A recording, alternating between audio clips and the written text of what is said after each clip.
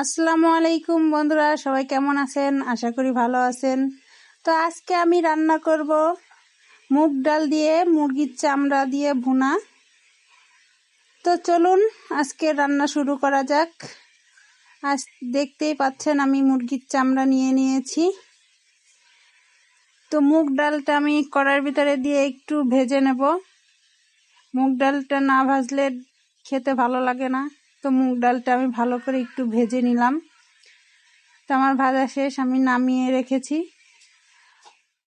কড়াই দিয়ে দিয়েছি চুলার উপরে, পরিমাণ মতন তেল দিয়ে দিচ্ছি। তো গরম মশলা কাটার ফলটা দিয়ে দিলাম আমি তেলে। পেঁয়াজ কেটে রেখেছিলাম, পেঁয়াজটা দিয়ে দিলাম। দিয়ে ভালোভাবে নেড়েচেড়ে লাল করে ভেজে নেব। তো এইভাবে মুগ ডাল রান্না করলে সত্যি খেতে অনেক ভালো লাগে, অনেক মজা হয়। তো রসুন আর আদা বাটা আমি দিয়ে দিচ্ছি, দিয়ে মশলাটা একটু আমি ভেজে নেব। তো বন্ধুরা, আমার রান্না কেমন হয় সবাই জানাবেন। তো স্বাদ মতো লবণটা আমি দিয়ে দিচ্ছি, গুঁড়া হলুদ দিয়ে দিলাম, ধনিয়া গুঁড়া দিয়ে দিচ্ছি, মরিচের গুঁড়াটা দিয়ে দিলাম। আমি বেশি ঝাল দেব না, আমি বেশি অল্পই ঝাল দিয়েছি। তো কয়টা কাঁচা মরিচ দেব, আমি পরে দেব। তো একটু পানি দিয়ে আমি ভালোভাবে মশলাটা কষিয়ে নেব। ভালোভাবে নেড়ে চেড়ে কষাবো যাতে পুড়ে না যায়। তো কষানো শেষ, আমি মুরগির চামড়াটা দিয়ে দিচ্ছি। তো চামড়াটা আমি দিয়ে ভালোভাবে কষিয়ে নেব। নেড়ে চেড়ে ভালোভাবে কষিয়ে নেওয়ার পরে আমি এর ভিতরে ডালটা অ্যাড করে দেব। আমার কষানো শেষ, তো আমি ডালটা দিয়ে দিচ্ছি। ডালটা দিয়ে আমি ভালোভাবে কষিয়ে সিদ্ধ করে নেব। তো এভাবে রান্না করলে অনেক মজা লাগে খেতে। আপনারা বাসায় ট্রাই করবেন এভাবে রান্না করতে, সত্যি অনেক ভালো লাগে। তো আমার রান্না কেমন হয় আপনারা কমেন্টে জানাবেন, লাইক কমেন্ট সাবস্ক্রাইব করে দিবেন।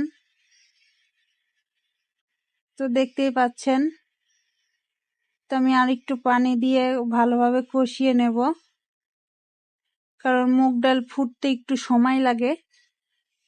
এই কারণে আমি পানি দিয়ে কষিয়ে নিচ্ছি, একটু বেশি পানি দিয়েছি, দিয়ে ভালোভাবে কষিয়ে নিচ্ছি। তো নেড়ে চেড়ে ঢাকনা দিয়ে আমি একটু ঢেকে কতক্ষণের জন্য রেখে দিয়েছিলাম। তো আবার ঢাকনাটা তুলে নাড়াচাড়া দিয়ে দেখবো সিদ্ধ হয়েছে নাকি। তো বন্ধুরা, কে কোথা থেকে আমার রান্নার ভিডিওটা দেখছেন তাতে কমেন্টে জানিয়ে যাবেন। লাইক কমেন্ট বেশি বেশি করে করবেন। আপনাদের সাপোর্টেই আমি অনেক খুশি হই। তো আপনারা সাপোর্ট করবেন, সাপোর্ট করলে আমি উপরে উঠতে পারবো। একটু পানি দিয়ে আমি ঢাকনা দিয়ে ঢেকে দিলাম। তো আবার ফিরে এলাম।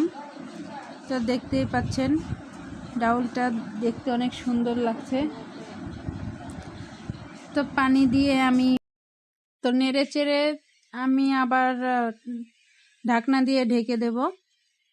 তো ঢাকনা দিয়ে ঢেকে দিলে ভালোভাবে ডাউলটা আমার ফুটে যাবে। তো দেখতেই পাচ্ছেন ফুটে গেছে। তো কিছুটা আমি কাঁচামরিচ দিয়ে দিচ্ছি উপরে। কাঁচামরিচ দিলে রান্নাটা অনেক ভালো লাগে খেতে। তো জিরা গুঁড়া আমি দিয়ে দিচ্ছি, দিয়ে আমি নেড়ে চেড়ে দিলাম। তো আমার রান্নাটা প্রায় শেষের দিকে। তো গরম মশলার গুঁড়াটা আমি দিয়ে দিচ্ছি। আমি গুঁড়া মশলাটাই বেশি ব্যবহার করছি। তো আপনারা চাইলে বাটা মশলাও ব্যবহার করতে পারেন। তো রান্নাটা কেমন হয়েছে সবাই বলবেন। তো এভাবে বাসায় রান্না করবেন, এভাবে রান্না করলে অনেক ভালো লাগে খেতে। সবাই ট্রাই করবেন বাসায়। তো আমার রান্নাটা কেমন হয়েছে সবাই জানাবেন। তো সবাই ভালো থাকবেন, সুস্থ থাকবেন। আল্লাহ হাফেজ।